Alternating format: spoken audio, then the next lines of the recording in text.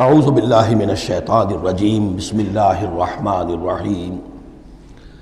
یہ میں پچھلی نشست میں عرض کر چکا ہوں کہ قرآن حکیم میں جو صورتوں کے عمود ہوتے ہیں، ظاہر بات ہے کہ اس پر تدبر کرنا پڑتا ہے کہ اصل اس سورہ مبارکہ کا مرکزی مضمون کیا ہے۔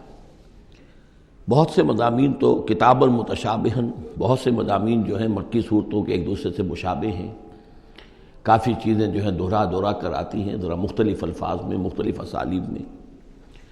تو سورہ شورى کا جو عمود ہے وہ ہے اقامت دین۔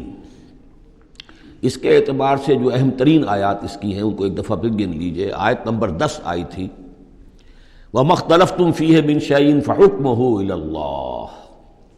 حاکمیت اللہ کی ہے، حکم دینے کا اختیار اس کا ہے۔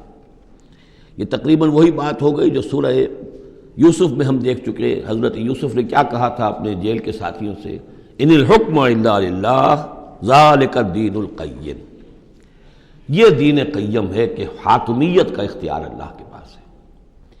اس کے بعد 13ویں آیت سے لے کر ویسے تو 21ویں آیت تک یہ 9 آیات کا ایک مضمون ہے جو اہم ترین ہے، لیکن ان میں پہلی 3 آیتیں جو ہیں وہ بہت ہی جامع، بہت اہم ہیں، جس میں سے آیت نمبر 13 میں آیا ان نقیم الدین ولا تتفرقوا فیہ، دین قائم کرو اور دین کے معاملے میں تفرقے میں مبتلا نہ ہو، اور جزیات میں اختلاف ہو جائے کوئی بات نہیں ہے، لیکن دین جو اصل وحدت ہے اور اس کی اقامت کی جد و جہد، اس میں تفرقہ نہیں۔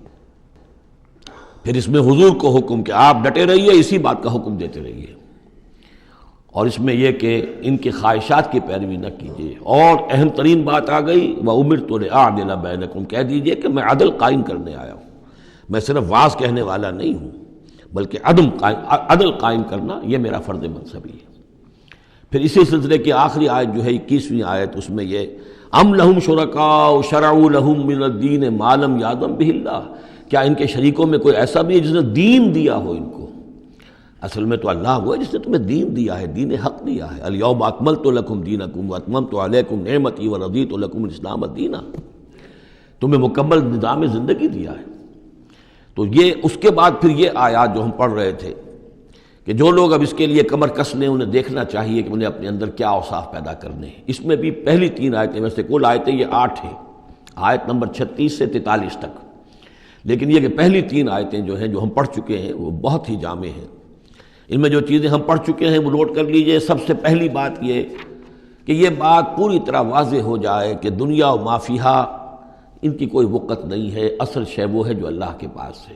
انسان فیصلہ کر لے کہ میں طالب آخرت ہوں، دنیا میں رہنا ہے، زندہ رہنا ہے، اس کی ضروریات فراہم کرنی ہے، متاع ہے، ضرورت کی حد تک جو ہے اس میں وقت لگایا جائے گا، لیکن یہ کہ اصل مطلوب آخرت ہے۔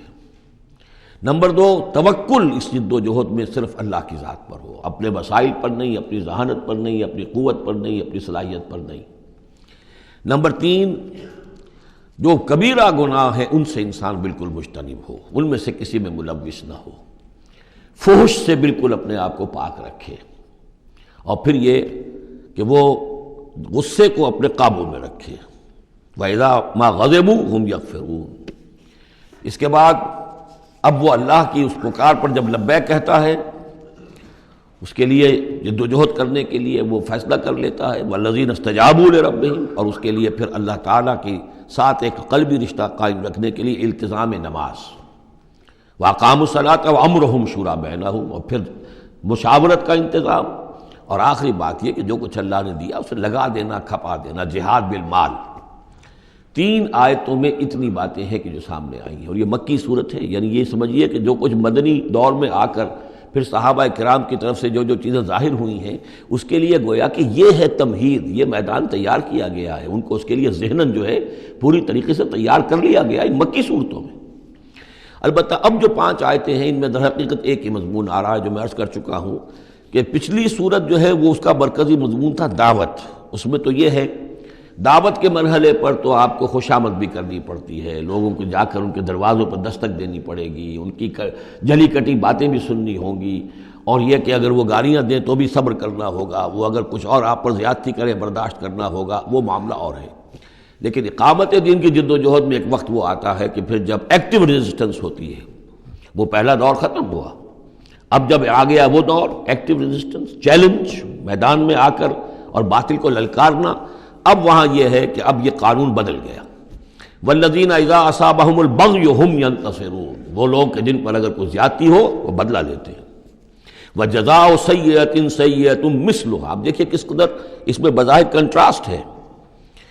لا تستوی الحسنۃ ولا السیئۃ ادفع بالتی ہی احسن، وہاں تو یہ تلقین تھی اور یہاں پر تلقین مختلف ہے.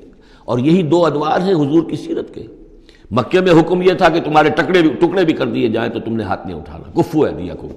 مدینے میں آگے فرمایا گیا کہ لڑو، جنگ کرو، اینٹ کا جواب پتھر سے دو. جو زیادتی وہ کریں اتنی زیادتی تم بھی کرنے کا تمہیں حق ہے. وہ اگر بٹا لگاتے ہیں اشہر حرم کی حرمت کو تو تم بھی اب اس وجہ سے رک نہ جاؤ کہ اشہر حرم ہیں، ان کو اسی مہینے میں ان کو بھی قتل کرو. یہ ساری چیزیں جو ہیں اب سورہ بقرہ کے اندر پڑھا ہے. تو یہ انداز جو ہے یہ دعوت اور اقامت ان دونوں الفاظ کے حوالے سے اس کو سمجھ لیجئے کہ یہ فرق اور تفاوت ہے. وجزاء سیئۃ سیئۃ مثلھا، اور برائی کا بدلہ ویسی ہی برائی ہے. فمن عفا واصلح فاجرہ علی اللہ، ہاں اگر کوئی معاف کر دے اور معاف میں کرنے میں اصلاح کی صورت نظر آ رہی ہو. یہ معاف کرنا اگر اسی اعتبار سے ہو کہ کسی شخص کو معاف کرنے سے توقع ہو کہ وہ صحیح ہو جائے گا، درست اپنے آپ کو کر لے گا، فاجرہ علی اللہ، تو ایسے شخص کا اجر اللہ کے ذمے ہے. انہ لا یحب الظالمین، لیکن اللہ ظالموں کو پسند نہیں کرتا. یہ ہم پڑھ چکے ہیں سورہ بقرہ میں بھی. وَلَكُمْ فِي الْقِصَاصِ حَيَاةٌ يَا أُولِي الْأَلْبَابِ، اے ہوش مندو قصاص میں زندگی ہے. وَلَمَنِ انتصر بعد ظلمہ، اور جو شخص بدلہ لے، انتقام لے اس کے بعد کہ اس پر ظلم کیا گیا، فَأُولَٰئِکَ مَا عَلَيْهِم مِّن سَبِیل، تو اس پر کوئی الزام نہیں. آپ یہ نہیں کہہ سکتے بھائی تم نے معاف کیوں نہیں کیا، نہیں، اس کا حق ہے. اگر وہ معاف نہیں کرتا وہ بدلہ لے سکتا ہے. وَلَمَنِ انتصر، دیکھیے انداز ہی بالکل مختلف ہے یہ. اور یہی دو مرحلے ہیں. اسی کو پھر ہائی لائٹ کیا ہے پروفیسر منگومری واٹ نے. محمد ایٹ مکہ کچھ اور ہے، محمد ایٹ مدینہ کچھ اور ہے. وہاں صورت یہ تھی کہ کفوا ایدیکم، اپنے ہاتھ بندھے رکھو. نغمہ ہے بلبل شوریدہ تیرا خام ابھی، اپنے سینے میں اسے اور ذرا تھام ابھی، ایک وقت آئے گا تمہیں اجازت دی جائے گی، تم اپنے پورا انتقام لینا ان سے. جیسا کہ میں نے عرض کیا جس طرح پھر حضرت بلال نے قتل کیا ہے اپنے اس آقا کو، سابق آقا کو، امیہ ابن خلف کو، وہ ان کو اس کا حق تھا.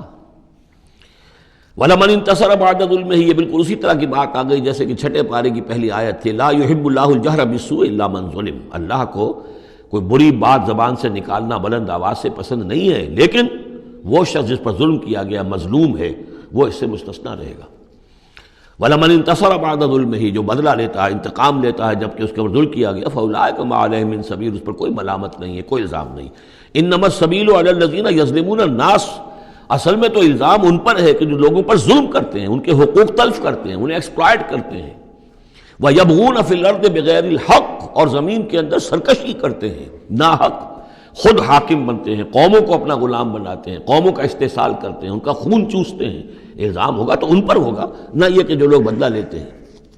اولئک لہم عذاب علیم. اب دیکھیے عدل اور انصاف کی کیا اہمیت ہے، اور یہ میں نوٹ کراتا آ رہا ہوں آپ کو.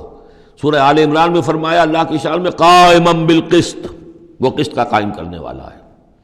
سورہ نساء میں فرمایا مسلمانوں سے یا ایھا الذین آمنوا کونوا قوامین بالقسط شہداء للہ.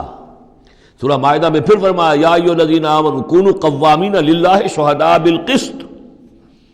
اور اس کے بعد اب آپ دیکھ رہے ہیں اس سورہ مبارکہ میں حضور سے کہا گیا کہ کہہ دیجئے مجھے بھیجا گیا ہے عدل قائم کرنے کے لیے. وَأُمِرْتُ لِأَعْدِلَ بَيْنَكُمْ. اور یہ ہے اصل جو کہ لوگوں کے حقوق کو غصب کرتے ہیں، ان پر ظلم ڈھاتے ہیں، اور یہ کہ زمین میں سرکشی کرتے ہیں ناحق، ان پر ہے الزام. وَلَمَنْ صَبَرَ أُولَٰئِکَ لَهُمْ عَذَابٌ عَلِيمٌ، یہ وہ لوگ ہیں جن کے لیے عذاب علیم ہے. وَلَمَنْ صَبَرَ وَغَفَرَ إِنَّ ذَلِكَ لَمِنْ عَزْمِ الْأُمُورِ. ہاں یہ ایسی کیفیت ہو سکتی ہے کہ کوئی شخص صبر کرے اور معاف کر دے تو یہ بہت بڑے اونچے اور بڑی ہمت کے کاموں میں سے ہے، لیکن یہ دیکھ کر سچویشن کے مطابق ہوگا. صدق اللہ العظیم.